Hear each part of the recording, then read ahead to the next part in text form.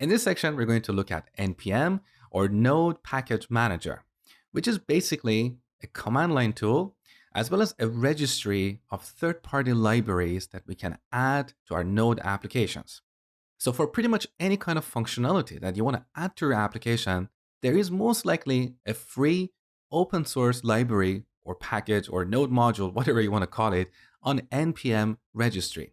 So if you head over to npmjs.com, this is the homepage for NPM.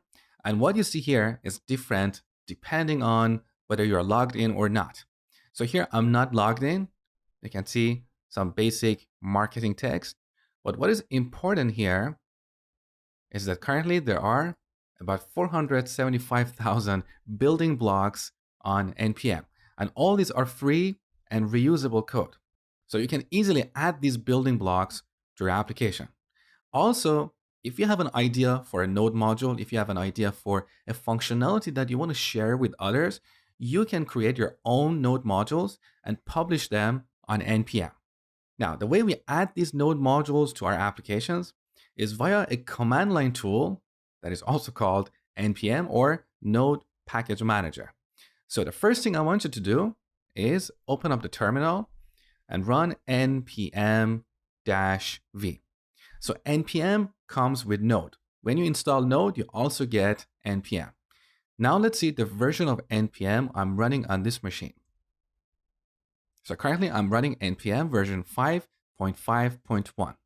Now, interestingly, if you run node-v, you can see the version of Node is different from the version of npm because these two programs are developed independently.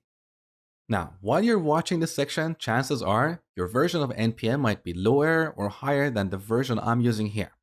So, in order for you to have the exact same experience as the videos in this section, I want to make sure that you're running the same version of NPM on your machine. So, let me show you how to install NPM version 5.5.1.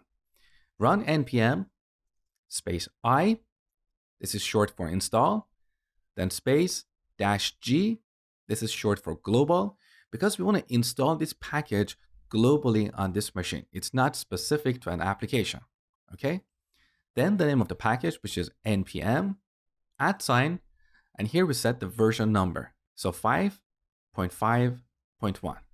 Now, if you're on Mac, you need to prefix this with sudo, because chances are the permissions on your machine are not configured properly. And when you run this, you may get a permission error because you're installing a package globally.